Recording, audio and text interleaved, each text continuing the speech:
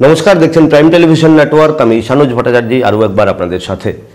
আমরা এর আগের বার আমরা বলেছিলাম যে রাজ্যের যে প্রধান শাসক দল এখন যেটা রয়েছে, যে শাসক দলের বিরুদ্ধে বিভিন্ন অভিযোগ এনে আমরা দেখেছি গত কিছুদিন আগেই আমরা সুবলবাবুকে বা সুবল ভৌমিককে দেখেছি দলত্যাগ করে কংগ্রেস দল জয়েন করেছিলেন, এবং পরবর্তী সময়ে উনি বিভিন্ন অভিযোগও এনেছেন বিজেপি দলের বিরুদ্ধে, এবং সে ব্যক্তিকেন্দ্রিক দল এই সেই বলে অনেক অনেক অভিযোগ আমরা শুনেছি সুবলবাবুর বিজেপি দলের বিরুদ্ধে বা রাজ্যের শাসক দলের বিরুদ্ধে। এবারে আমরা বহুদিন ধরে যাকে দেখে এই রাজ্যের বুকে যাকে আন্দোলন করতে দেখে এসেছি, বিভিন্ন সামাজিক বিষয় নিয়ে বা সামাজিক ইস্যুতে বিভিন্ন সময় আন্দোলন করে এসেছেন উনি। ভূমি সুরক্ষা কমিটি থেকে শুরু করে বিজেপি দলের হয়ে কাজ করা বা আমানত সুরক্ষা কমিটি থেকে শুরু করে বিভিন্ন জায়গায় আমরা দেখেছি জনগণের হয়ে আন্দোলন করতে, যাকে যে বহুদিনের পুরনো বিজেপি কর্মী বা বহু পুরনো আরএসএস এর সঙ্গেও যুক্ত ছিলেন উনি, এবং সেই বহু পুরনো দিনের কর্মী কিন্তু আজকে ডিসিশন নিয়েছেন যে উনি বিজেপি দল ছেড়ে কংগ্রেসে যোগদান করবেন। ওনার নাম বিদ্যুৎ ঘোষ। আজকে আমাদের সঙ্গে স্টুডিওতে রয়েছেন বিদ্যুৎ ঘোষ মহোদয়। নমস্কার বিদ্যুৎ বাবু। যে বিষয়টা বললাম যে আপনি বহুদিনের পুরনো বিজেপি কর্মী, এবং যখন এই রাজ্যে বিজেপি করার মতো 6-7-10 জন লোক ছিল সেই সময় হয়তো আপনাকে দেখা গেছে বা আমরা দেখেছি যে আপনি বিজেপি দলের সঙ্গে যুক্ত ছিলেন। এরপর বিভিন্ন সময় ভূমি সুরক্ষা কমিটির আন্দোলন বা এরপর এর আগেও আপনি অনেক আগে সেই ইতিহাসও আমাদের মনে আছে যখন দেখা গেছিল বিজেপির পার্টি অফিস ভাঙচুর করেছে বিজেপি কর্মীরাই, সেটা আজ থেকে বহু বছর আগে, 8-10 বছর আগে। এবার কথা হচ্ছে ওই সময়কার কর্মী, আপনি বিজেপি কর্মী, আপনি ভূমি সুরক্ষা কমিটির হয়ে আন্দোলন করেছেন, আপনি অরাজনৈতিক প্ল্যাটফর্মে থেকে আমানত সুরক্ষার জন্য আন্দোলন করেছেন, সেখানে আপনার নিজস্ব ব্যানার নিয়ে ভূমি সুরক্ষা কমিটির ব্যানারে আপনি করেছেন, কিন্তু আপনি বিজেপি দলের সঙ্গে বহু বছর ধরে যুক্ত। এবার হঠাৎ কেন আপনি বিজেপি ছেড়ে কংগ্রেস দলে যোগ দিচ্ছেন, এবং আপনার সঙ্গে আপনাদের সমর্থক, আপনার বিভিন্ন সমর্থকদেরও আপনি নিয়ে যাচ্ছেন, কেন? দেখুন, 1999 সালে আমি ভারতীয় জনতা পার্টিতে যোগদান করি। সে মণ্ডল কমিটি থেকে ডিস্ট্রিক্ট কমিটির প্রেসিডেন্ট ছিলাম। নীলমণি দেব যখন প্রেসিডেন্ট ছিলেন তখন আমি স্টেট সেক্রেটারি ছিলাম, এবং সুধীন্দ্র দাশগুপ্ত মহোদয় স্বর্গত হয়েছেন, ওনার সময় আমি বিজেপির কমিটির মেম্বার ছিলাম এবং সিপাহীজলা জেলার অবজারভার ছিলাম। এটা হলো রাজনৈতিক প্ল্যাটফর্মের কথা বলছি। এছাড়াও এই লেলিন কলোনি, জ্যোতির্ময় কলোনি, তারপর আরও আছে আপনার ঘুষপাড়া, এরকম কতগুলি ইসলাম এরিয়া আছে যেখানে 40-50 বছর ধরে গরিব জিয়ের কাজ করে, বাসা বাড়িতে মজুরির কাজ করে, রিক্সা চালায়, এরকম লোকগুলো এখানে খালি জায়গা পেয়ে তারা বসতি শুরু করেছে। পরবর্তী সময় কি হয়েছে, এখানে একটা মেডিকেল কলেজ হবে, তাদেরকে উঠে যেতে হবে। আমরাও বলেছি, তখন এই লোকগুলির হয়ে কথা বলার জন্য একজন লোক ছিল না। এমনকি যে এমএলএ ছিলেন তৎকালীন সময়ে, আজকে যিনি স্বাস্থ্যমন্ত্রী, উনিও ওদের পাশে গিয়ে দাঁড়াননি। তখন আমি ওই উদ্বাস্ত লোকগুলিদের নিয়ে, যারা উদ্বাস্ত হওয়ার পথে, তাদেরকে নিয়ে আমি ভূমি সুরক্ষা কমিটি গঠন করি এবং দীর্ঘ লড়াই করেছি। আমরা রাস্তা অবরোধ করেছি, বিধানসভা ঘেরাও করেছি, হাঙ্গার স্ট্রাইক করেছি। কিরণ গিত্তে তখন ছিলেন সিইও মিউনিসিপ্যাল কর্পোরেশনের, উনি গিয়ে আমাদের জুস খাইয়ে আমাদের কমিটমেন্ট করে যে জায়গা দেওয়া হবে, ঘর বানিয়ে দেওয়া হবে, তাদেরকে ওইখান থেকে শিফট করা হবে বলে আমাদের সেই যে হাঙ্গার স্ট্রাইককে ভঙ্গ করেছিলেন। আমরাও মেনে গিয়েছিলাম, কিন্তু পরবর্তী সময় বামফ্রন্ট সরকার প্রতারণা করেছে। এখন পর্যন্ত ওনারা আছেন, ওই জায়গাতেই আছেন, এখনও তুলতে পারেননি। আন্দোলন আমাদের চলছে। বর্তমান সরকারের কাছেও আমরা আর্জি রেখেছি, কিন্তু কোনো বর্তমান সরকার যে কোন হালে চলছে, ত্রিপুরাবাসী তো অনেক আশা নিয়ে, অনেক বেদনা সহ্য করে সিপিএমের দমন পীড়ন, উৎপীড়ন, অত্যাচার, নারী নির্যাতন থেকে শুরু করে এই ভ্রষ্টাচারী, কালোবাজারি সব থেকে রেহাই পাওয়ার জন্য দীর্ঘদিনের যে একগেইমি শাসন ক্ষমতা, এর থেকে উত্তরণের জন্য একটা প্ল্যাটফর্ম চেয়েছিল, একটা দল চেয়েছিল।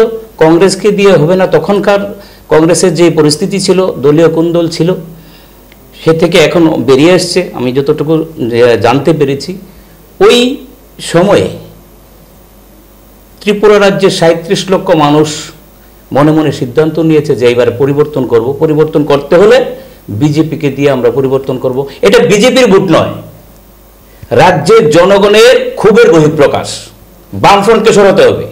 অ্যান্টি ইনকামবেন্সি অ্যান্টি ইনকামবেন্সি পুরোপুরি কাজ করেছে।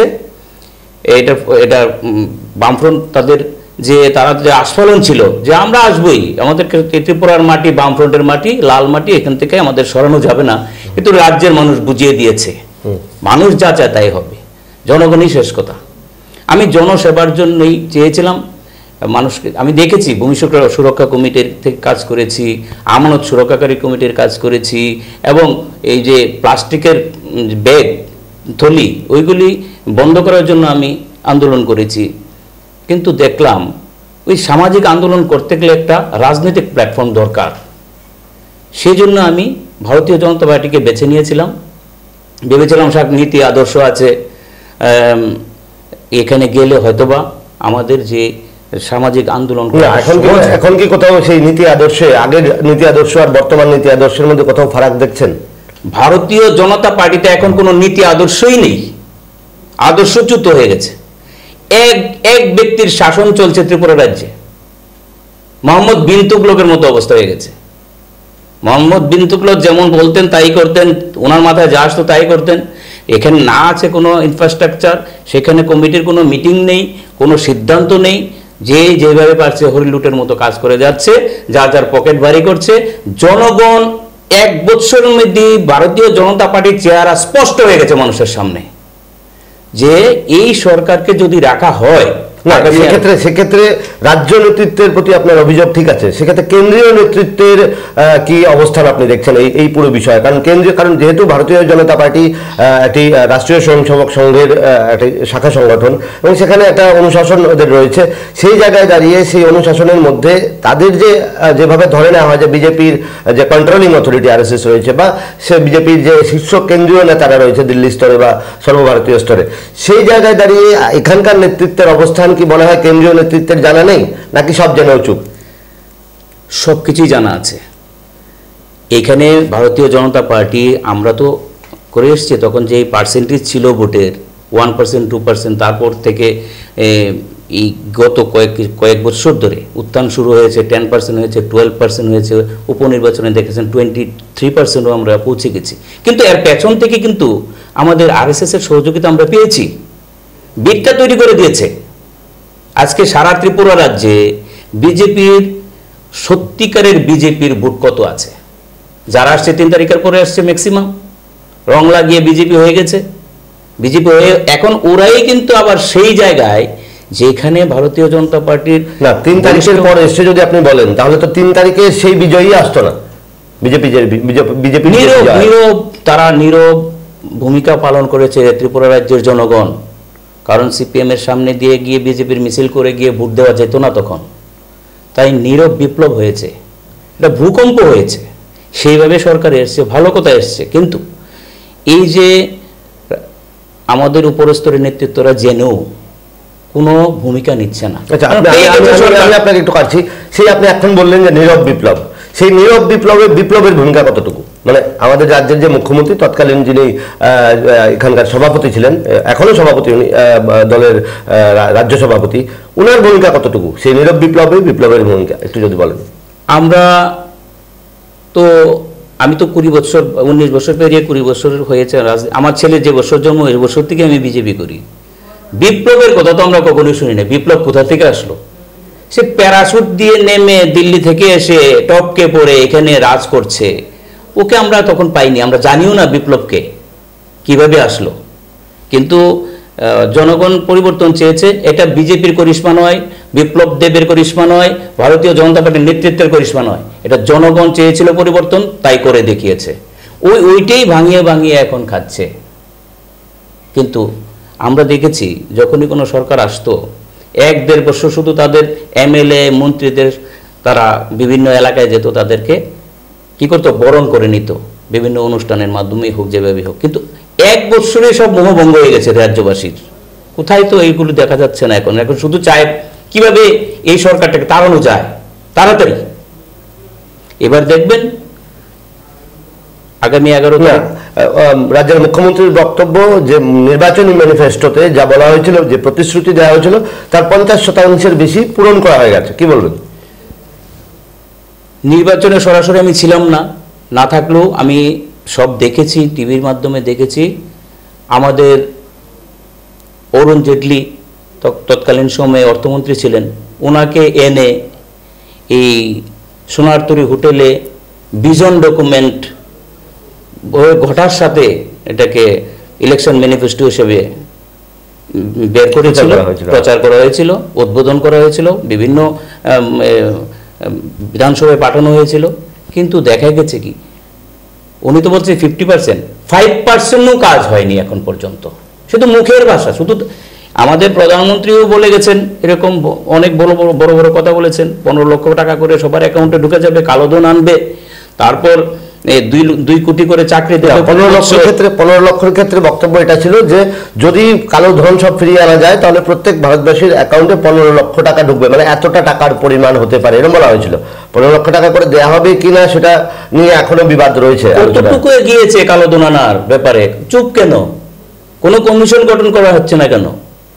কেন আমাদের সিবিআই তো আমাদের দেশের বিরোধী দলের জন্য লাগানো হচ্ছে, কেন সিবিআইকে পাঠানো হচ্ছে না? বিদেশে কোথায় কোথায়, কোন দেশে কোথায় কোথায় টাকা জমা আছে বের করে আনুক। ইডি আছে, আমাদের কি নেই? কিসের অভাব? এত বড় সার্জিক্যাল স্ট্রাইক করে আসলো, পাকিস্তানে গিয়ে বোমা বর্ষণ করে আসলো, আর ওইটাকেই রাজনৈতিক কালার দেওয়ার জন্য চেষ্টা চলছে। ওইটা বলে বলে কিভাবে তরি পার হওয়া যায়। মনে হয় না কোথাও একটা এই সার্জিক্যাল স্ট্রাইকের পর রাফেলের যে অভিযোগ বিরোধী দলগুলোর ছিল, সেই রাফেলটা অনেকটা চাপা পড়ে গেছে, রাফেল কেলেঙ্কারির ইস্যুটা। একদম না, কারণ সেক্ষেত্রে সার্জিক্যাল স্ট্রাইকটাই এখন একটা বড় ইস্যু। কারণ একটা কথা আছে যে বড় সদ্য ঘটে যাওয়া যে বড় ঘটনা, সেটাই লোকের মাথায় স্থান করে নেয়। সেক্ষেত্রে সেই সার্জিক্যাল স্ট্রাইক কখনো রাফেল যে হইচই সেটাকে চাপা যে দেয়া, কি বলে? এটা বিজেপির চেষ্টা। আমাদের দেশের জনগণকে রক্ষা করার যে দায়িত্ব আমাদের সেনাবাহিনীর উপর আছে, সেই সেনাবাহিনী তাদের নিজের দায়িত্ব পালন করেছে। ভাগ্যক্রমে এই এনডিএ সরকার আছে। আজকে যদি ইউপিএ সরকার থাকতো তো ওনাদের উপরই ক্রেডিটটা যেতে পারতো, কিন্তু এইটার ক্রেডিট নিয়ে যাবে না। এনডিএর সময়ে কিন্তু ইউপিএ সময়ে কিন্তু আমরা দেখিনি কখনো এই ধরনের সার্জিক্যাল স্ট্রাইক, সীমা পার করে গিয়ে কোথাও সার্জিক্যাল স্ট্রাইক না হোক। আমাদের অটল বিহারী বাজপেয়ীর আমলে সেই বিজেপি আতঙ্কবাদীকে ছাড়া হয়েছিল কিনা? আমাদের দেশের জনগণকে রক্ষা করার জন্য ছাড়া হয়েছিল। তো তখনও সেই রকম জয়সি মোহাম্মদ এরকম উগ্রবাদী তখনও ছিল, এখনো আছে। এগুলি ধীরে ধীরে শেষ হবে। ওদের শেষ হওয়ার পথে এখন সারা দেশ, সারা বিশ্ব এর বিরুদ্ধে লড়াই করছে। যাই হোক, আমি রাজ্যের কথা বলছি। ত্রিপুরা রাজ্যের 37 লক্ষ মানুষ তাদের ভুল বুঝতে পেরেছে, যে পরিবর্তনটা চেয়েছিল তা করেছে। কিন্তু আবার এবার পাল্টাই তো বলে এসেছিল, এবার উল্টাই হয়ে যাবে। আমাদের সর্বভারতীয় সভাপতি কংগ্রেসের রাহুল গান্ধী জনসভায় বলেছেন যে 19-এ পরিবর্তন হবে দিল্লিতে, ত্রিপুরা রাজ্যেও সরকার পরিবর্তন হবে। নিশ্চয়ই কোনো না কোনো ভাবে ওনাদের মাথায় কিছু একটা এসছে, কোনো না কোনো ক্যালকুলেশন আছে এর পেছনে। না, সেক্ষেত্রে 19-এ মানে এই লোকসভা নির্বাচনে যদি কোনোভাবে দিল্লিতে পরিবর্তন না হয়, সেক্ষেত্রে কিভাবে আশা করছেন যে এই রাজ্যে পরিবর্তন হতে পারে? এটা আমি এই সম্বন্ধে কমেন্ট করতে চাই না। যা উনি জনসভায় বলেছেন শুনেছি, তাই বলেছি, সেটা জনগণ দেখবে। আচ্ছা, আরেকটা বিষয়, আপনি তো সদ্য কংগ্রেস দল জয়েন করেছেন। রাহুল গান্ধী যাচ্ছি, এখনো অফিসিয়ালি জয়েন করিনি। আমি সিদ্ধান্ত নিয়েছি জয়েন করব, কারণ আমি যে এলাকা থেকে কাজ করছিলাম 15 কমলাসাগর, সেখানে প্রতিটি বাড়িতে প্রতিটি মানুষের সাথে আমার সম্পর্ক তৈরি হয়েছে, একদম প্রাণের সম্পর্ক হয়ে গেছে। আমি দীর্ঘদিন ধরে ওই বিধানসভায় কাজ করছি, এখনও করছি। এবং 9 জন লোক নিয়ে আমি ভারতীয় জনতা পার্টির কাজ শুরু করেছিলাম কমলাসাগরে। আজকে আমাদের ভারতীয় জনতা পার্টির ক্যান্ডিডেট ফেল করেছে, কিন্তু মার্জিনটা কত ছিল? 17 থেকে 1800। কোথার থেকে কোথায় নিয়ে এসেছি। এর আগে বিধানসভায়, কমলাসাগর বিধানসভায় 300 ভোট পেয়েছিল যে দাঁড়িয়েছিল। না, সেখানেও আপনি যে বলছেন, আপনি নিজেই একটু আগে বলেছেন যে এন্টি ইনকামবেন্সি ছিল তাই লোক ভোট দিয়েছে। সেক্ষেত্রে আপনার কমলাসাগর বিধানসভায় যে এন্টি ইনকামবেন্সি ছিল না, সেটা কি করে বলছেন? না, এন্টি ইনকামবেন্সি ছিল না তা বলছি না, কিন্তু একটা দলে আনার জন্য একটা লোক দরকার। যাকে দেখে আসবে। এখানে বিজেপি করে আমি কমলা সাগরে বিভিন্ন আন্দোলন করেছি, যেমন এখানে হসপিটাল আছে, ডাক্তার নেই, এখানে প্রসূতির ব্যবস্থা আছে, অ্যাম্বুলেন্স নেই, এখানে একটা আউটপোস্ট এত বড় বিধানসভা একটা আউটপোস্ট, এটাকে থানা করার জন্য আমি ডিজির কাছে ডেপুটেশন দিয়েছি। এবং ওই মধুপুর স্কুলে 226 জন ছাত্রছাত্রী, সেখানে শিক্ষক মাত্র 2 জন। আমি জোনাল এডুকেশন ডাইরেক্টরের কাছে ডেপুটেশন দিতে গিয়ে ওনাকে ঘেরাও করেছি, বলেছি আজকের মধ্যেই আপনি 3 জন টিচার দিতে হবে। উনি বাধ্য হয়ে দিয়েছেন, 2 জনকে ডেপুটেশনে পাঠিয়েছেন। কিন্তু এগুলি কাজ কার করার কথা ছিল? ওইখানের যে এমএলএ সাম চৌধুরী, ওনার করার কথা ছিল, উনি করেননি। না, সেক্ষেত্রে এমএলএ তো করার বিষয় না, দপ্তরটা সরকারের অধীন, শিক্ষা দপ্তরের অধীন। শিক্ষামন্ত্রীর এই যে স্কুল অথরিটি এমএলকে বলেছে, শিক্ষা দপ্তরে বলেছে, কিন্তু এটা তো তদারকি দরকার। স্থানীয় বামপন্থী এমএলএর দোষ মনে হচ্ছে, নাকি শিক্ষা দপ্তর বা শিক্ষামন্ত্রীর কোথাও সেখানে গাফিলতি রয়েছে? শিক্ষামন্ত্রীর স্মরণে নিতে হবে যে বিষয়টা, তারপর এটা ব্যবস্থা নেওয়া হয়।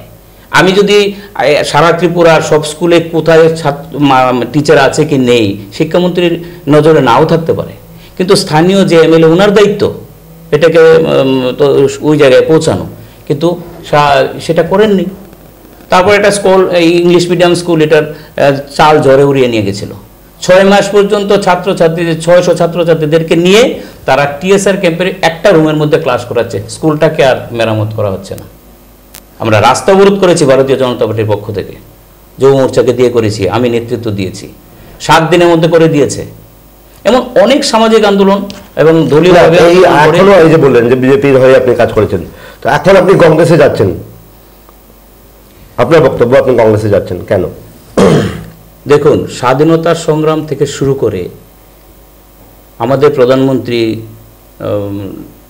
যখন নরেন্দ্র দামোদর দাস মোদী প্রধানমন্ত্রী হয়েছেন, এর আগে উনি জনসভা করার সময় বলেছেন কংগ্রেস 130 বছরের বুড়ো হয়ে গেছে।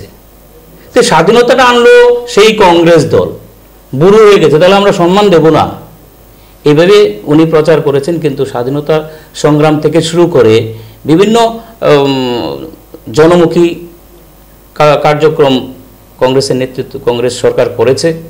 হ্যাঁ, কাজ করতে গিয়ে ভুল ত্রুটি থাকতে পারে, আবার সব এমএলএ সব এমপিরা এই যে ভালো হবে তাও নয়। মানুষ তো আর চেহারা দিয়ে বিচার করা যায় না, তার কর্ম দিয়ে, কাজকর্ম দিয়ে বিচার করা হয়। সেভাবে আমি দেখেছি ভারতীয় জনতা পার্টির বর্তমান যে নেতৃত্ব ত্রিপুরা রাজ্যটাকে চালাচ্ছে, সেই ভারতীয় জনতা পার্টির নেতৃত্ব দিয়ে ত্রিপুরা রাজ্যের মানুষ খুশি নয়। ভিশন ডকুমেন্টের মুখ্যমন্ত্রী বলেছে 50%, আমি বলি 5%ও হয়নি। মানুষ না খেয়ে মরছে, ক্ষুধায় মরছে, কাজ নেই। এখানে সামাজিক বাধাগুলো বন্ধ করে দেওয়া হয়েছে, নাকি এটা ভেরিফিকেশন চলছে, ফলস আছে কি না। 1 কোটি টাকার হাঁস ডিস্ট্রিবিউশন করা হয়েছে, তো 1 কোটি টাকার হাঁস মোটামুটি কটা হতে পারে এবং কিভাবে তার অডিট হতে পারে, একটু কি বলা হয় আপনার? আমি তো শুনেছি 1 কোটি টাকার হাঁসের মধ্যে মাত্র 150 না 200 হাঁস বেঁচে আছে, বাকি সব মরে গেছে, নাকি ইচ্ছা করে মেরে ফেলা হয়েছে, অ্যাকাউন্ট মেলানোর জন্য হতে পারে। এটা যখন আরেকটা সরকার আসবে তখনই তো বর্তমান সরকারের ভুল ত্রুটিগুলি ধরা পড়বে, এখন পড়বে না। ন্যাশনাল ইউথ ফেস্টিভ্যাল নিয়ে কি বলবেন, যেটা আস্থা বলে হয়ে গেছে আলকে অ্যাডমিট নাইট? ভারতীয় জনতা পার্টির নেতৃত্বে জোট সরকার ত্রিপুরা রাজ্যে চলছে, আজব আজব শত সব এখানে অনুষ্ঠান হচ্ছে। এগুলি হয়তোবা কিছু কোনো টেন্ডার করা হয়েছে বলে জানা নেই, কিন্তু 6 কোটি টাকার 6.5 কোটি টাকা খরচা হয়েছে, সূত্রের যা খবর। সব কিছু হিসাব হবে, সব হিসাব হবে, সময় মতো হবে। এই সরকার হয়তো দামাচাপা দেবে, কিন্তু পরবর্তী সরকার 2023-এ ত্রিপুরা রাজ্যের সরকার পরিবর্তন হবে। দিল্লিতে কংগ্রেস বিজেপি সরকার আসলেও ত্রিপুরা রাজ্যের মানুষ এই সরকারকে আর রাখবে না। না, এবার 2014-তে জনগণ দেখেছে যে ওয়েস্ট বেঙ্গলে কংগ্রেস আর সিপিএম আতাত করে লড়াই করেছে, সেক্ষেত্রে আগামী দিনে ত্রিপুরার জন্য কি সেই আতাতের সম্ভাবনা রয়েছে কোথাও, সিপিএম এর সঙ্গে আতাতের? কার? কংগ্রেসের। এটা আমি এখনো কংগ্রেস দলে যোগদান করিনি, সেই বিষয়ে আমি মন্তব্য করতে পারবো না। তো এটা সময় দেখা যাবে, ওনারা কি করবেন, নেতৃত্বরা করবে। আমি সাধারণ সেক্ষেত্রে আপনার কতটা মতামত থাকবে? দেখুন, আমি একটা নতুন দলে জয়েন করতে যাচ্ছি। না, আপনি দীর্ঘদিন ধরে বাম বিরোধী লড়াই করে আসছেন, এবার এখন কংগ্রেস দল জয়েন করছেন, সেক্ষেত্রে যদি দেখা যায় যে কংগ্রেস দল আবার সিপিএম এর সঙ্গে আতাতে যাচ্ছে, তখন আপনার ভূমিকা কি হবে? আমাকে যখন যদি জিজ্ঞেস করে আমি তো আমার মতামত দেব সময় আসলে। আচ্ছা, এখন তো আর কিছু বলা যাবে না এই বিষয় নিয়ে। আচ্ছা, আদৌ হবে কিনা তাও তো বলা যাচ্ছে না। আসন্ন লোকসভা নির্বাচনে অফিসিয়ালি ক্যান্ডিডেট ঘোষণা করে ফেলেছে সবকটা দল, মোটামুটি কংগ্রেস দল এখনো করেনি অফিসিয়ালি, কি বলবেন? আমি শুনেছি ত্রিপুরা রাজ্যের বর্তমান কংগ্রেস সভাপতি মহারাজ প্রদ্যুৎ কিশোর দেববর্মা উনি দিল্লি গেছেন ক্যান্ডিডেটের ইয়ে নিয়ে, সবার সহমত নিয়ে। এখন আমি গত যে খোমলুঙে প্রোগ্রামটা হয়েছে, কংগ্রেসের মধ্যে এমন ঐক্য আমি আগে আর দেখিনি। এই যে সুবল দা জয়েন করেছে এবং তৎকালীন মুখ্যমন্ত্রী ছিলেন সমীর বর্মন, উনি যেভাবে আগলে নিয়েছেন, আমাদের সিনিয়র অ্যাডভোকেট পীযূষ বিশ্বাস, সবাই মিলে এখানে বিজিত দা, সবাই মিলে মনে হয়েছে একটা ঐক্য আসছে। আমরা জানতাম, আমি আগেও জানতাম যে কংগ্রেসের মধ্যে নাকি বিভিন্ন গ্রুপিজম আছে, কিন্তু ওই দিন আমার এটা চোখে পড়েনি।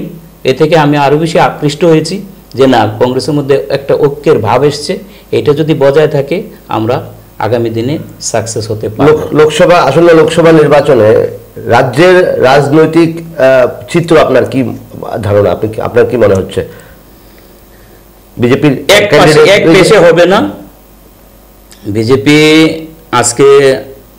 পশ্চিম প্রতিমা ভৌমিক আজকে দেখলাম অনেক আজনাস করে মনোনয়ন পত্র জমা করেছেন একটা। আচ্ছা, এটা তো এসটি সিট, পূর্ব ত্রিপুরাটা। হ্যাঁ, পূর্ব ত্রিপুরা এসটি সিট। পশ্চিমটা হলো সাধারণ। এটার মধ্যে প্রতিমা ভৌমিক, আর ওইটাতে রেবতী দেববর্মা নাকি ত্রিপুরা, রেবতী মোহন ত্রিপুরা। রেবতী মোহন ত্রিপুরাকে তো আমি ভালো করে জানি, একদমই রাজনৈতিক দিক থেকে আমার পরিপক্ক বলে মনে হয়নি। বয়সও কম, জানি না এটা কীভাবে ওনারা ঠিক করে, হয়তো দলীয় ব্যাপার, আমি এটা নিয়ে নাক গলাতে চাই না। কিন্তু একটা কংগ্রেস একটা লড়াইয়ের পজিশনে এসে পড়েছে। সেক্ষেত্রে আইপিএফটিও প্রার্থী দিয়েছে। ভোট ভাগাভাগির মানে বিজেপির শাসক শিবিরের ভোট ভাগাভাগির সম্ভাবনা কতটুকু? যদি শেষ রক্ষা হয়, আইপিএফটি শেষ মুহূর্তে উইথড্র করতে পারে। যদি না করে যায় তাহলে কিন্তু রেজাল্ট কোথায় যাবে, শাসক দলের পক্ষে যাবে কিনা এটা নিয়ে একটা সন্দিহান আছে। আমার মনে হয় কংগ্রেস এটার গেইনকে পেতে পারে। তো শেষ পর্যন্ত আপনাকে বিদ্যুৎ ঘোষকে যে ভূমি সুরক্ষা আন্দোলন, আমানত সুরক্ষা কমিটি বা যাই আপনার আন্দোলন ছিল, সামাজিকভাবে রাজনৈতিকভাবে যে আন্দোলনেই আপনি অংশ নিয়েছেন, সেটা এতদিন একটা প্ল্যাটফর্মে ছিল। তো আগামী দিনে বিদ্যুৎ ঘোষকে কিভাবে দেখতে পাবে রাজ্যের মানুষ বা শহরবাসী? আমি জনগণের সেবায় আমার নিজেকে ব্রতী করেছি এবং দীর্ঘদিন ধরে আমি আন্দোলন করছি। আমি জনগণের সাথে আছি, পাশে আছি। আমি কখনো পার্টি থেকে টাকা নিয়ে রাজনীতি করিনি, পার্টির গাড়ি কোনোদিন আমি ব্যবহার করিনি, বিজেপি করেছি। আমি হলফ করে করতে পারি, ভারতীয় জনতা পার্টির থেকে কোনো 1 টাকাও নিয়ে আমি রাজনীতি করিনি। 19 বছর আমার নিজের পয়সা খরচা করে করেছি এবং সম্মান পেয়েছি। দল আমাকে সম্মান দিয়েছে, কিন্তু এখনের নেতৃত্ব হয়তো আমাদের সেই, কারণ উনি দিল্লি থেকে উড়ে এসছেন। ত্রিপুরা রাজ্যের ভারতীয় জনতা পার্টির যে পুরাতন কার্যকর্তারা, এক্স প্রেসিডেন্ট থেকে শুরু করে বিভিন্ন, তারা কতটা খুশি এখন মনে হয়? সবাই বাড়িতে চুপ করে বসে গেছে। কোথায় খুশি? কে খুশি? আজকে দুপুরবেলা আমার সাথে একজন এক্স প্রেসিডেন্টের কথা হয়েছে, আমাকে বধাই দিয়েছে যে কংগ্রেসে যাচ্ছ, ভালো করেছো সিদ্ধান্ত। ওই যে আপনি আসুন, বলে দেখি একটু অপেক্ষা করছি, দেখা যাক। কাউকে ডাকছে না তো, ওনারা নিজেরাই সরকার চালাচ্ছে, বলছে এই করেছে সে করেছে। ওই দিন প্রতিমা ভৌমিক একটা বক্তৃতার সময় বলছে যে ডাল দেওয়া হচ্ছে, আগামী দিনে সরষের তেল দেওয়া হবে রেশন শপে ত্রিপুরা রাজ্যের মানুষের জন্য। গ্রামে গঞ্জে গিয়ে দেখুন, মানুষের ত্রাহি রব উঠেছে, নাবিশ্বাস উঠেছে, খাওয়ার নেই, রোজগারের ব্যবস্থা নেই। মুখ্যমন্ত্রী বলেছে ইলেকশনের পরে সবাইকে অ্যান্ড্রয়েড মোবাইল দেবে, কোথায়? মুখ্যমন্ত্রী ওয়াদা করেছে ত্রিপুরা রাজ্যের বেকারদের কাজের ব্যবস্থা করবে, কোথায়? কিছুই করছেন না।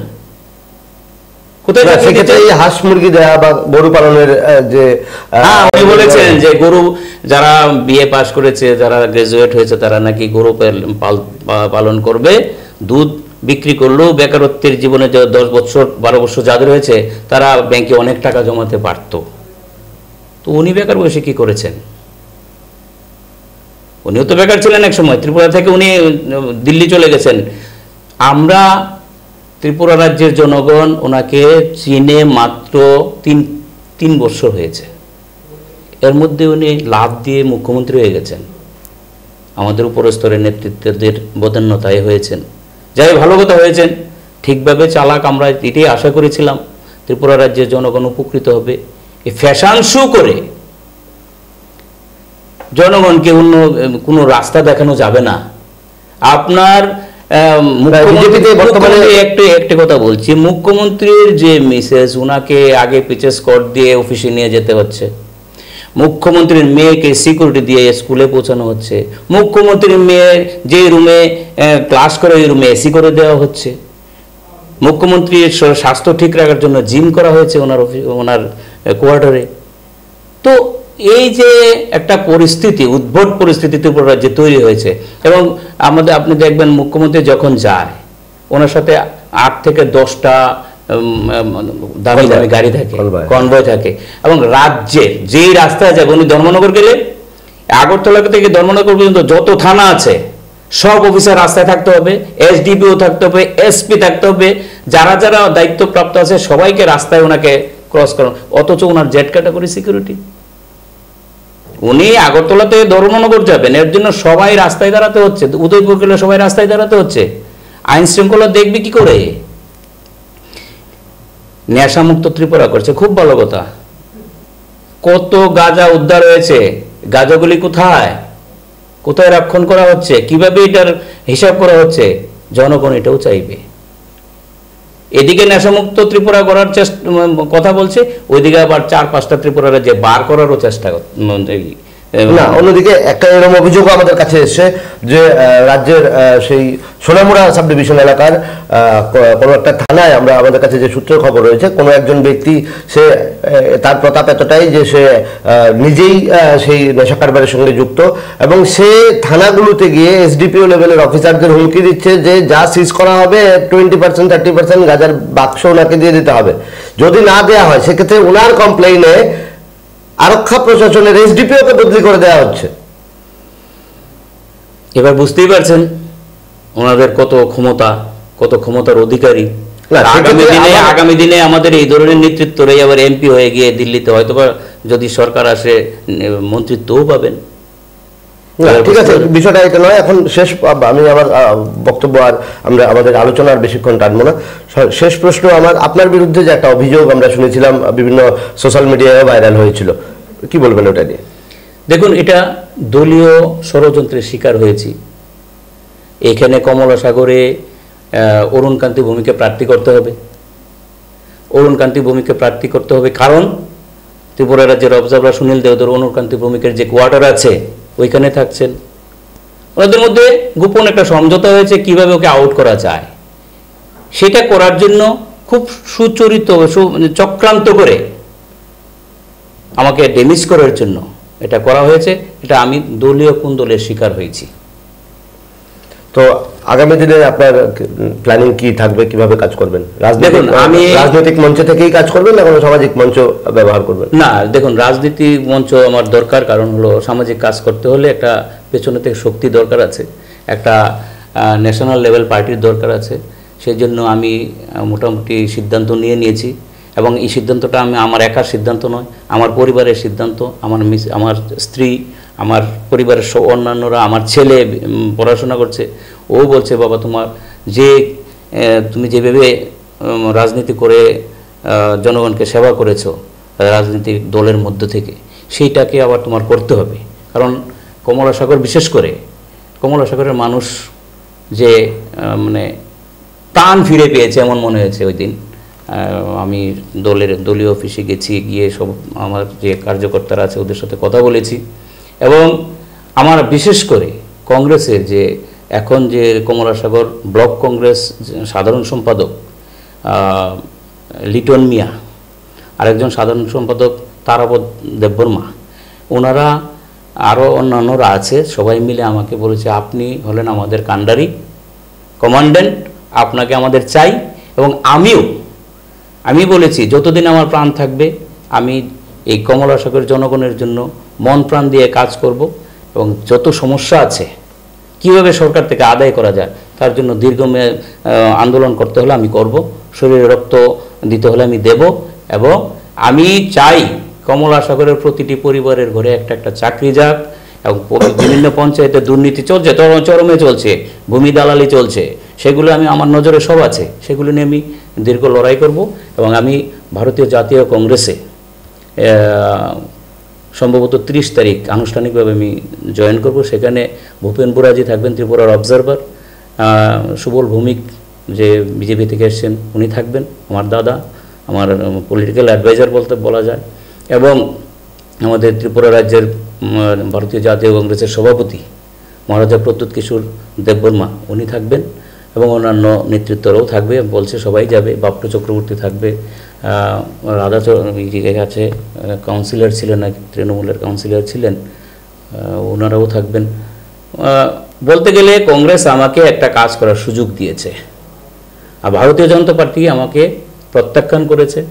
আর দেখুন, অভিযোগ আসতে পারে, মিথ্যা আপনার বিরুদ্ধে, আমার বিরুদ্ধে, যে কোনো কারোর বিরুদ্ধে একটা কেস হতে পারে, কমপ্লেন হতে পারে। তো যার জন্য কমপ্লেন হলেই আমি দোষী, কোনো বিচার না করে, যাচাই না করে আপনাকে দল থেকে বের করে দিয়ে হাত পা দিয়ে ঘরে বসে গেলেন, এত বছরের যে আমি শ্রম দিয়েছি এটা কোনো মূল্যই দিলেন না। দেখ কি দেওয়া গেছে, আমার বিরুদ্ধে অভিযোগ কোনো প্রমাণ হয়নি, এবং আমার বিরুদ্ধে যে অভিযোগ লাগানো হয়েছিল সম্পূর্ণ মিথ্যা। জনগণ সবাই জানে, সবাই বুঝতে পেরেছে, এর জন্য আমাকে আবার আপন করে নিয়েছে, নাহলে তো নিত না। তারপরেও আমি চাইছি যে এ রাজ্যের মানুষ বর্তমান সরকারকে যত তাড়াতাড়ি বিদায় দিতে পারবে তাহলেই রাজ্যবাসীর রক্ষা হবে। এবং আমি ত্রিপুরা রাজ্যের জনগণের কাছে প্রার্থনা করব, আপনাদের স্টুডিওর মধ্য থেকে আপনারা আমাকে নিমন্ত্রণ করে এনেছেন, আমি আপনাদের কাছে কৃতজ্ঞ। এবং আমি রাজ্যবাসীকে বলবো এই বর্তমান সরকারকে উচ্ছেদ করুন।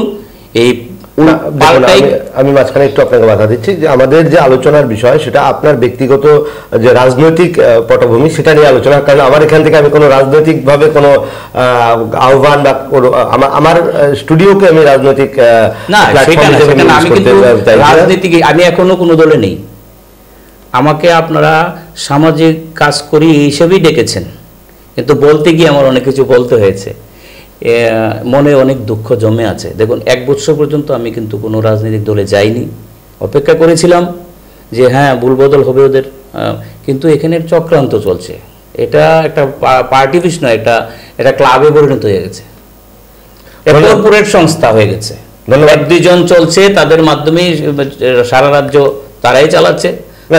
একই অভিযোগ কিন্তু সুবল বাবু করেছিলেন এর আগে, করবেই তো, এই অভিযোগ তো তাই, সত্যি তাই, 100% ট্রু, নাথিং ফলস ইয়ার। আমি চ্যালেঞ্জ করে বলছি, এই সরকারকে টিকাতে পারবে না, রাজ্যের মানুষ আর চায় না। 1 বছর অনেক হয়ে গেছে, যেখানে যাবেন, দোকানে যান ব্যবসা বন্ধ, গ্রামে যান কৃষির জন্য সার নেই, কোনো ধরনের কোনো সুযোগ সুবিধা নেই, বেকারদের কর্মসংস্থানের ব্যবস্থা নেই, মহিলাদের সুরক্ষা নেই। তো কি করে সরকার তো আমাদের ভালোর জন্য সরকার, যার যার পেট ভরার জন্য, পকেট ভরার জন্য তো সরকার নয়। তাই আমার বিনম্র প্রার্থনা থাকবে এই রাজ্যবাসীর কাছে, যেন এই লোকসভা নির্বাচনে ভারতীয় জনতা পার্টির প্রার্থীদের যেন জামানত বাজেয়াপ্ত হয়, সেই ব্যবস্থা করলে আমি মনে করব যে না, রাজ্যের মানুষ, জনগণ চাইলে সবকিছুই করতে পারে। ধন্যবাদ বিদ্যুৎ বাবু আপনাকে। আমরা কথা বলছিলাম বিদ্যুৎ ঘোষ মহোদয়ের সাথে, যিনি একটা বড় সময় তার জীবনের বিজেপিতে কাটিয়েছেন, বিজেপি দলের সঙ্গে ছিলেন। এর আগে ভূমি সুরক্ষা কমিটির আন্দোলন বা সেই বিভিন্ন মঞ্চে, যেমন আমানত সুরক্ষা কমিটির আন্দোলন বা বিভিন্ন জায়গায় উনি সামাজিকভাবে বিভিন্ন জায়গায় জনগণের দাবি আদায় বা বিভিন্ন বঞ্চিত মানুষের পাশে দাঁড়িয়ে আন্দোলন করেছিলেন। মাঝখানে ওনার বক্তব্য অনুযায়ী একটা রাজনৈতিক ষড়যন্ত্রের শিকার উনি হয়েছেন। এবার কথা হচ্ছে, আসন্ন লোকসভা নির্বাচনের আগে কিন্তু উনি ওনার সঙ্গে অনুগামীদের নিয়ে প্রায় 1000 অনুগামীদের নিয়ে, ওনার বক্তব্য 1100 অনুগামীদের নিয়ে উনি যোগদান করতে যাচ্ছেন কংগ্রেস দলে। সেক্ষেত্রে এই পুরো বিষয়টা যে বিজেপি দলের জন্য এই আসন্ন নির্বাচনী প্রাক মুহূর্তে একটা বড় ধাক্কা নয়, তা কিন্তু পরিষ্কার অন্তত সমস্ত রাজনৈতিক মহলের কাছেই। আজ এই পর্যন্তই। সঙ্গে থাকুন, দেখতে থাকুন প্রাইম টেলিভিশন নেটওয়ার্ক। নমস্কার।